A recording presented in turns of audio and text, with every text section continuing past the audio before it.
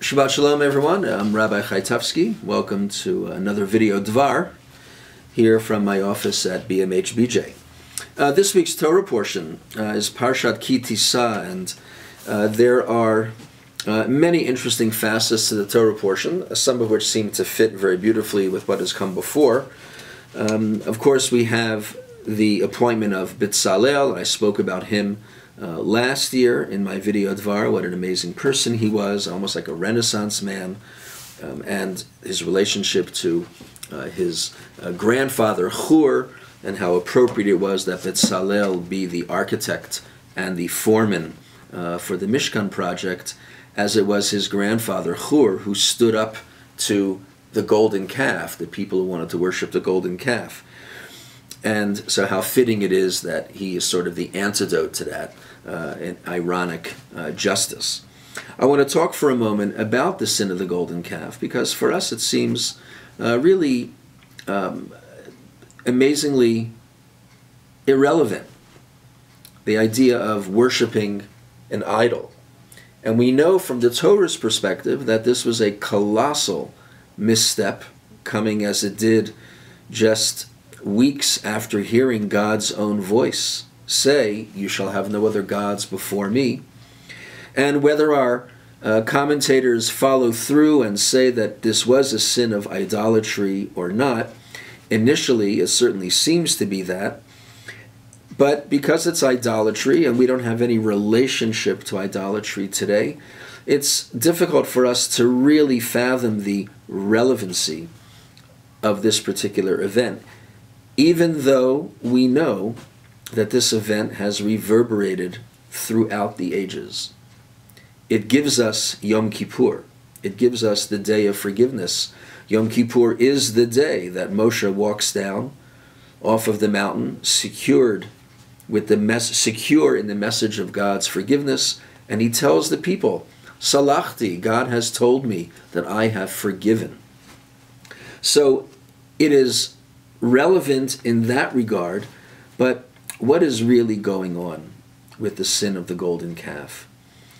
So there are a number of approaches. I just want to focus on one. I've been thinking a lot about my relationship to God lately, and I've been thinking a lot about my synagogue's relationship to God, and in general the fact that we don't spend enough time talking about God and our relationship to God. So I want to put this in the context of the Jewish people's relationship to God back then and the Jewish people's relationship to God today. In the aftermath of the golden calf, we're told a very interesting series of verses in chapter 33. It says in chapter 33 that God spoke to Moses, and he says, "Lech alei mizeh," go, ascend from here, you and the people whom you brought up from the land of Egypt. Whom you brought up. Like Moses brought up, not God. God is not saying, "This is the people that I brought up." To the land about which I swore to Abraham, to Isaac, and to Jacob, saying, "I shall give it to your offspring." God tells them to move. And he says, "I'm going to send an angel before you. And I shall drive out the Canaanite, the Amorite, the Hittite, and the Perizzite, and the Hivites, and the Jebusites, to a land flowing with milk and honey. For I will not ascend in your midst. For you are a stiff-necked people. And if I hang out with you on the way, I will annihilate you." And the people heard this bad news, and they mourned, they grieved. Why are they grieving? Why is the message of God sending an angel so devastating to them? And perhaps if we look at the progression of events that has occurred, we can understand, and we see a very relevant message for us. In the aftermath of the splitting of the Red Sea, the Jewish people could not imagine being any closer to God. And they relished that closeness.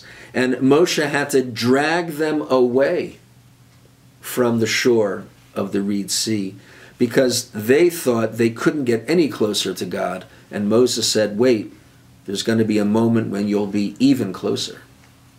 And when that moment came, which of course was the revelation at Sinai, the giving of the Ten Commandments, the Jewish people's reaction was startling. Yes, they said, Na'aseh v'nishma, we will do and we will listen.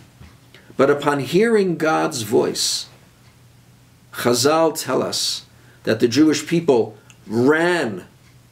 They put distance between themselves and God. And they said, Moses, you talk for us. We cannot hear the voice of God and live.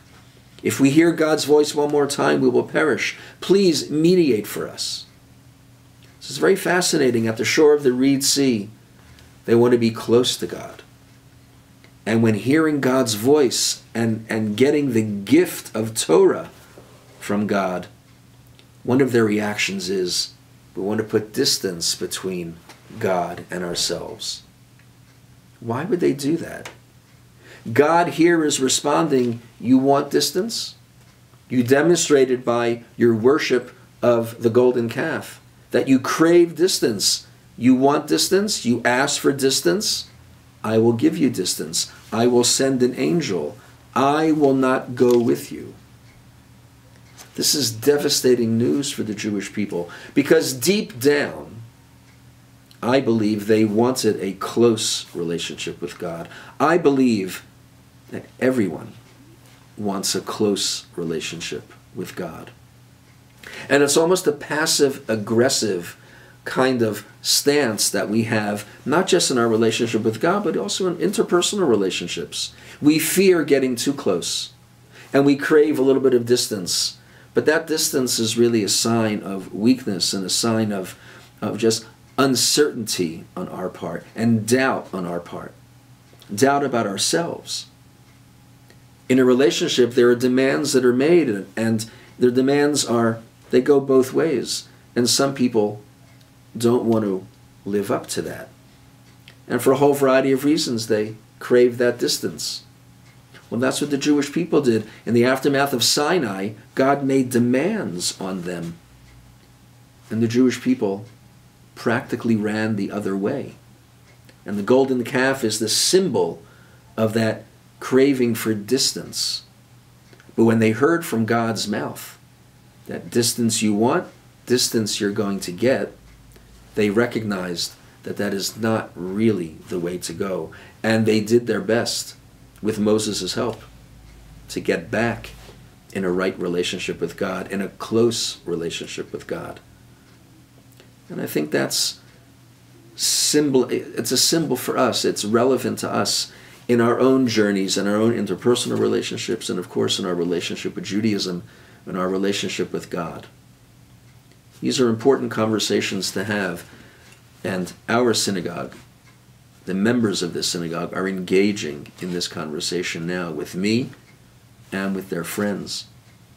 And if you want to be part of this conversation, I urge you to come to shul, come to synagogue, and engage with me. Respond to what it is that we see in our text, and see if we can get a closer relationship with God. It will be the atonement for the sin of the golden calf. Shabbat Shalom.